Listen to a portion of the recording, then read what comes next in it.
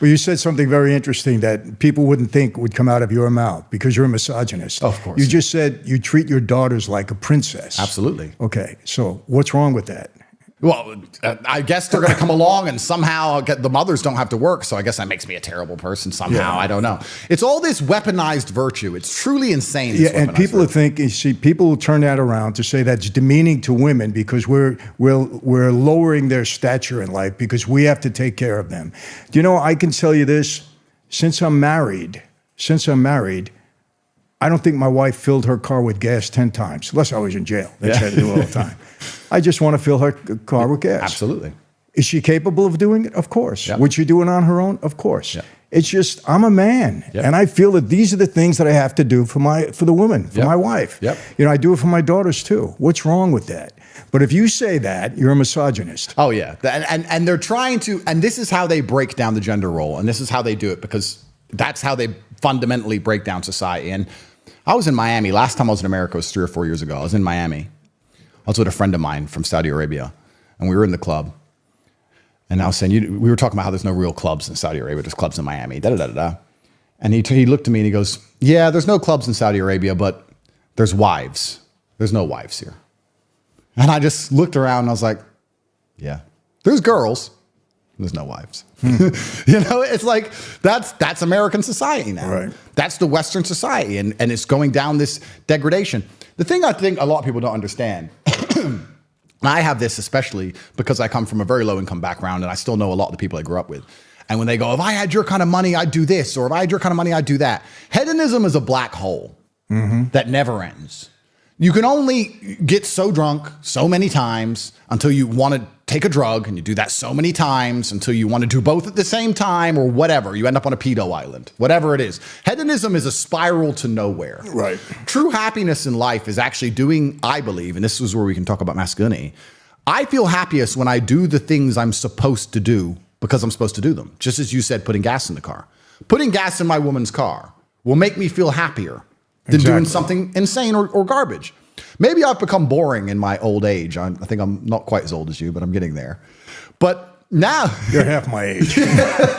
But like, don't rub it in, Andrew. If I can clear all my emails, right, I've had a good day.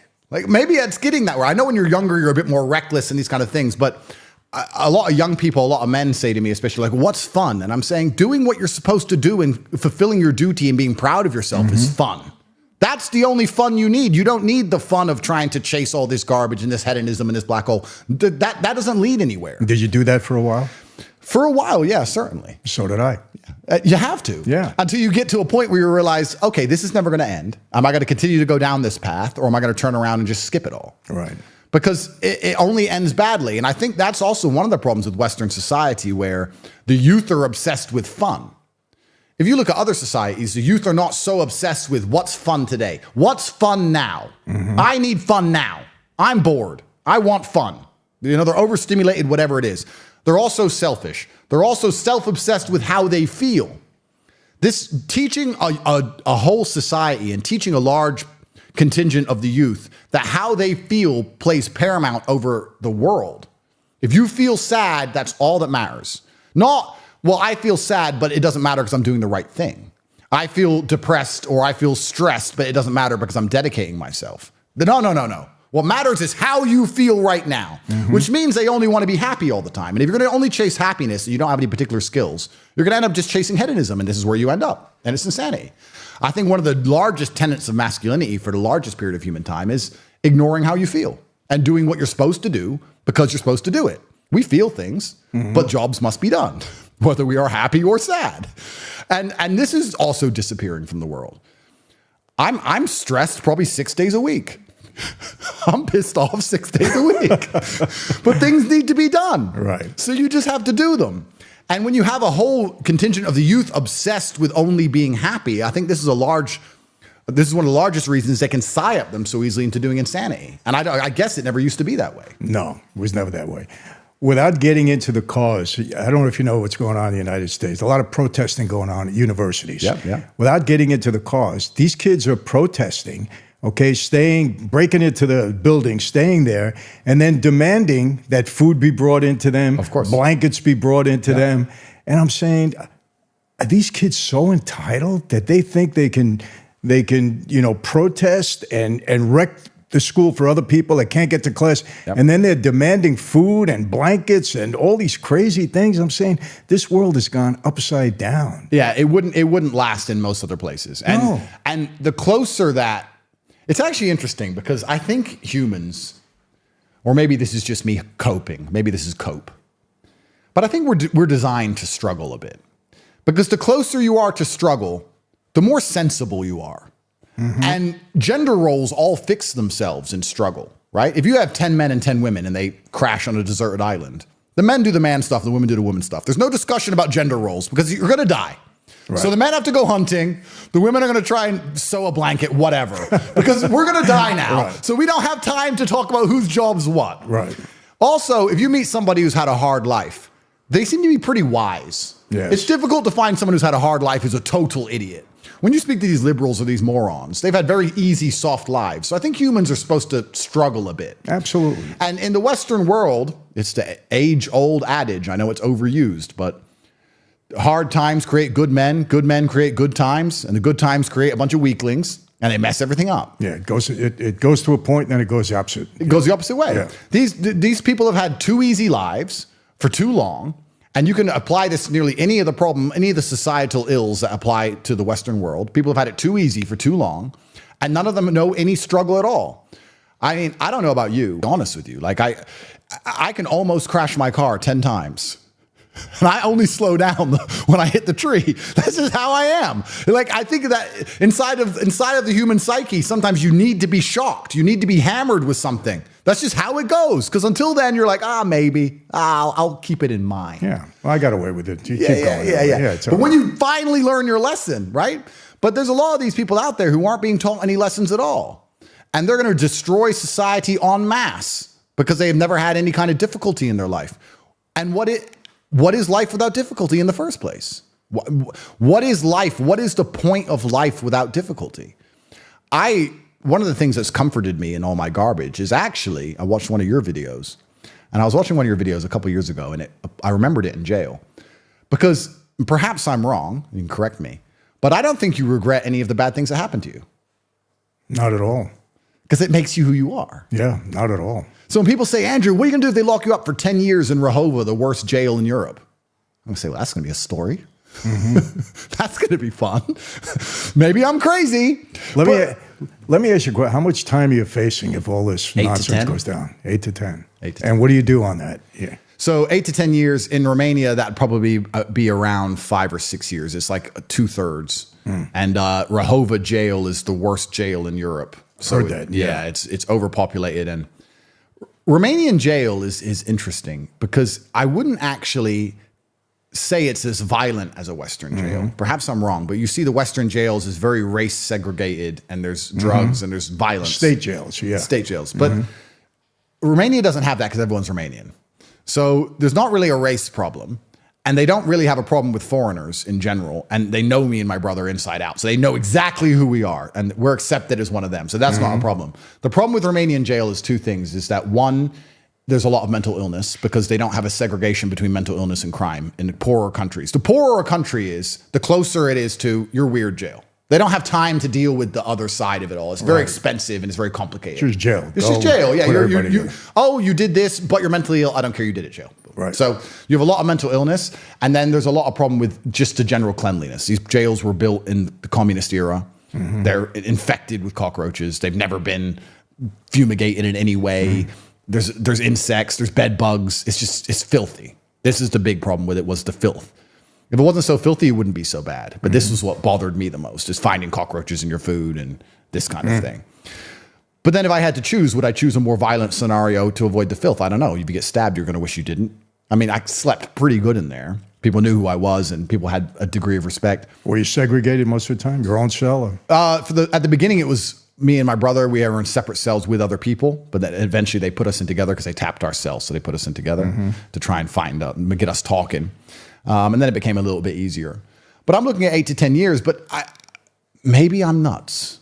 Maybe I'm nuts. But in a world where everyone's chasing comfort and I'm chasing challenges, I really do think that would be it'll be a story. I mean, if I don't go to, I'm going to try my very best to not go to jail and I'm innocent. Fine, of course. And maybe this is cope. I'm just talking out loud so people can understand my thought process. If you were to ask me in 5 years from now, let's say I catch 3 years bid, or I don't. 5 years from now, what did you do? I flew around in private jets. I went to Italy. I went to Dubai. I drove my fast cars and blah, blah, blah, blah. If I go to jail, the story's different. Maybe I'm crazy. I don't know. Maybe I'm nuts. But the story's different, but I don't think you need to tell that one. and I'm not wishing for it to happen. Yeah. I'm just trying to explain to people who don't understand why I'm not afraid. Because I know that retrospectively, I won't regret it. At the time, I may suffer. Right. I may suffer for a while afterwards. But I like to think, and I hope you can confirm this for me, that you wake up one day and you think back on it and go, yeah, I'm kind of glad that happened. Yeah, well, honestly, I spent 29 months in solitary out of my 8 years. Wow. And it was probably the best thing that happened to me. Yeah, I mean that, Andrew. Best thing that happened to me, because things became very clear. When you're in isolation and you're alone, you can go either way. You could either go crazy, like I saw a lot of guys do, and I don't demean them, because isolation is tough. Those lights go out at night. Sometimes guys can't handle it. You saw a lot of bad stuff. I get it. It's tough. I'm dead set against isolation for young people. They're young. It's going to be tough for them to survive. But I came out of there a lot clearer on who I wanted to be and what I wanted to do. And so that time worked for me. You got to make it work for you. You could go either way. Of course. And for me, it worked. Yeah, and I guess perhaps that's just a general mindset in general. Like if life gives you lemons, make lemonade, right? I mean, there's two ways you can do it. I also think we're talking about the tenets of masculinity. I think one of the core tenets of masculinity, and me personally, I blame myself for everything. Everything's my fault. It's my fault. If I go to jail, even though I'm innocent, it's still my fault. I ran my mouth to the internet. It's my fault. I could have learned Romanian and defended myself better in court. I didn't. It's my fault. I got to tell you something. I say this all the time. Okay, people ask me, Michael, what's some of your secrets? I said, some of my secrets. One of my main secrets is this: everything that goes wrong in my life, I take full responsibility for. 100%. Because number one, if it was somebody else that did it, I should have known better. I should have seen it. I should have not let it happen. When you do, that's a man, Andrew. When you can take everything on yourself so that the next time you don't make it happen, it's such a benefit. And people don't get it. Oh, you know, this guy did me wrong. He did. Why did you let him do you wrong? 100%. My fault. I should have seen it. I'm smart enough. I should have known this. I've been through this. If you always take responsibility yourself, you're 100% better in life. You can't learn lessons if you're blaming everybody else for what happens to you. Exactly. That's another thing I just cannot stand about our president. The guy never cops to anything. Everything is somebody else's fault. It's this, it's that. It wasn't my fault. I did everything right. These are all, I just can't take that in somebody. Even with my kids, my son. Well, Dad, it wasn't my fault. Yes, it was. Yes, it was. Even if it wasn't, it's your fault. Because that's how you learn and prevent it. Right. And if you have that mentality, it also makes you stronger mentally, I think, to deal with the difficult things in life. Because if you go to jail and you believe, and you were set up, and a lot of people have, and you're like, oh, the system's wrong, this is wrong, this person lied, I'm a victim, poor me. I don't think that's the right position of strength. I think I think you go into jail and go, okay, that's all garbage. Yes, it's a matrix attack, X, Y, Z. However, I could have done this, this, and this, and now it's my chance to do this, this, and this, so I don't waste the next few years of my life. And I'm going to come out and I'm going to do my very best to be the person I know I can be. And it gives you a degree of fearlessness. It gives you a degree of fearlessness. And that's probably one of the largest problems with society today, is that a lot of men have become cowards. They're afraid to talk. Even us, we talk, it gets us in trouble, right? But every time they mess with us, they damage themselves. One of the overviews, one of the contingents to holding power is that people have to trust you with it. Power, the only guarantee of power, someone said this to me once, and I keep saying it, I love it. The only guarantee of power is that one day you're going to lose it. If you have power over a woman and she listens to every word you say, one day she'll stop listening. Might be the same in the mob world. You control the streets. One day, you just don't control that street anymore. When you have power, people get power and they never think of this. The only guarantee of it is that one day it's going to be gone. And you have to prepare for that. And one of the quickest ways to lose power is when you can't be trusted with power. We give our governments and these institutions power because we trust them, right? The whole world is based on the trust of these systems. As soon as people stop trusting them, they can't do their job anymore. So every single time they do some two-tier policing garbage, every single time they attack somebody purely for their views, like Trump, like you, like I, we're like a poison frog, and they eat us. And they teach us a lesson, and we do some jail. That's fine. But they get a little bit of poison in them because they instill distrust amongst the populace. It gets to a point where once nobody trusts them at all, then it's over, right? Nobody's going to sit there and go, oh, we'll go to court, or I'll wait for court. Once everyone knows it's a scam, then it's done. So it's kind of like, how do you beat the Matrix? How do you defeat the Matrix? Well, I'm sitting here running my mouth. They put me in jail for it. I'm now currently on bail, and I've been told not to run my mouth. And I continue to run my mouth, and they'll probably put me in jail. And maybe I'm martyring myself, but you have to, it does damage them. Do you have a gag order on you? I don't have a gag order. I have no official gag order. However, my legal counsel was like, look, you should be careful what you say about Romanian jail and Romania, and you're inside Romania, and you should be very respectful. And I was like, oh, I am going to be respectful, but I'm also going to tell the truth. And they have to damage themselves to do what they're doing.